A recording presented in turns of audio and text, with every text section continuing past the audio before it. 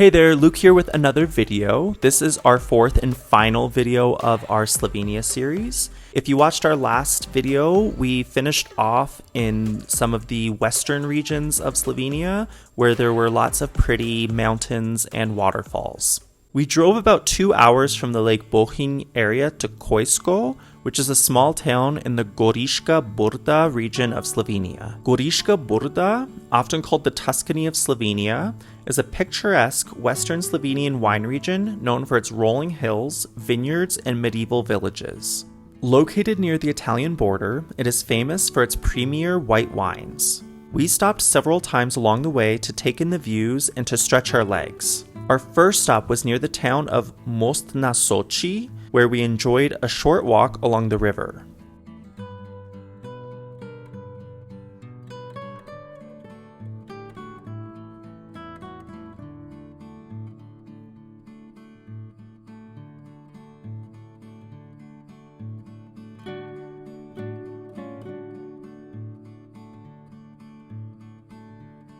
We continued our drive south to the town of Canal ob Soči. Canal ob Soči, or simply Canal, is a beautiful medieval town near the Italian border and is an important crossing point over the Soča River. After finally arriving in Goriška and checking in, we went on a scenic drive through its beautiful wine region. Our first stop was the Grad Dobrovo, or Dobrovo Castle. There has been a castle in Dobrovo since the 13th century, but it fell into disrepair over the centuries. In its place, a new Renaissance castle building was built at the beginning of the 17th century, which has survived in a relatively unchanged appearance to this day.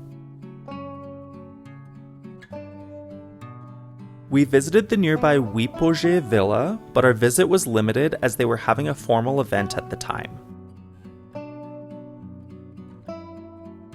We continued our scenic drive through the wine region and happened upon a cute wine bar literally on the border between Slovenia and Italy. You park your car in Italy and walk a few meters to Slovenia to get to Konvin, an outdoor wine bar and restaurant surrounded by vineyards of Goriška Brda. The Konvin wine bar and shop is located in the center of vineyards right on the site of the former border crossing in Wypoje. Interestingly, the name Konvin is a play on words with the Slovenian words for border and wine. From here, we headed to the Gonjače lookout tower, where you climb up 144 steps for panoramic views of the Goriška Brda region. After arriving back in Goriška and relaxing for a bit, we headed out to a nearby restaurant and had the most beautiful sunset overlooking the rolling vineyards. It was breathtaking.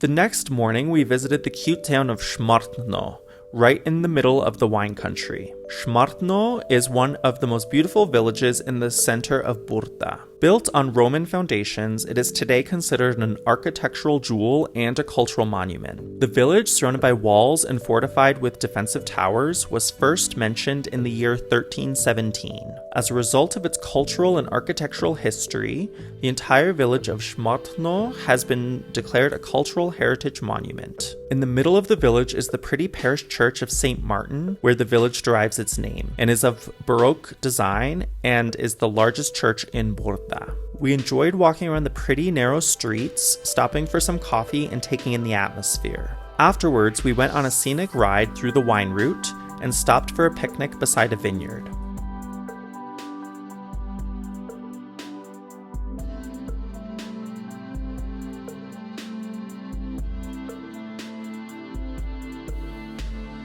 We finished the day with a tour of the Ferdinand Winery, including a tasting of their amazing wine. The Ferdinand Winery is one of the most high-altitude wineries in Brda. They produce their wines in the area around the villages of Goriška, Gonjače, and Šmartno.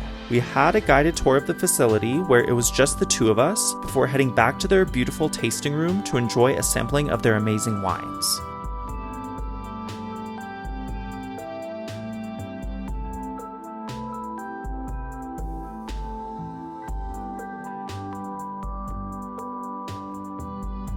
The following day was our last day of our holiday and our time in Slovenia. We started off the day with a visit to the UNESCO site of Škocjan Caves with its cool underground river. We weren't allowed to take photos or videos of the inside in order to protect the ecosystem, but we still found it a worthwhile experience. The walk to the cave entrance was beautiful, where you walk along paths overlooking a river gorge. Here we had a quick snack of the famous Slovenian cream cake, known for its fluffy pastry, custard, and whipped cream.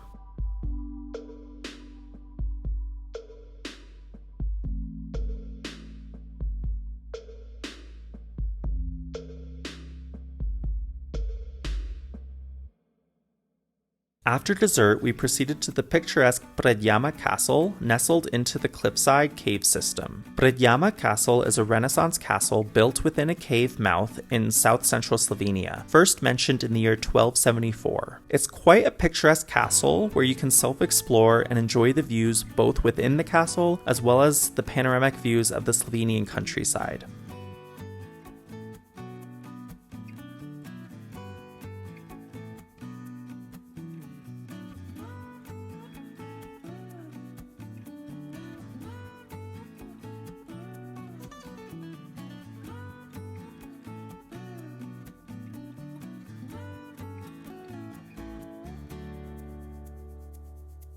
Our final stop was to the Postojna Caves. Postojna Cave is a 24-kilometer long cave system near Postojna in southwestern Slovenia. It is the second longest cave system in the country, as well as one of its top tourism sites. While the cave system is 24 kilometers long, only 5 kilometers is open to the public.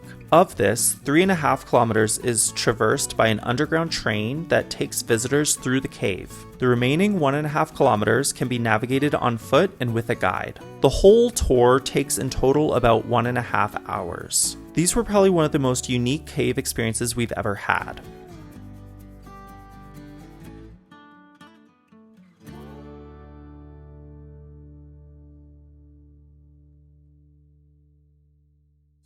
Alright everyone, that is it for this video and it for our Slovenia series. I hope you enjoyed it, and I hope you stay tuned for some of our future videos. Thanks! Bye!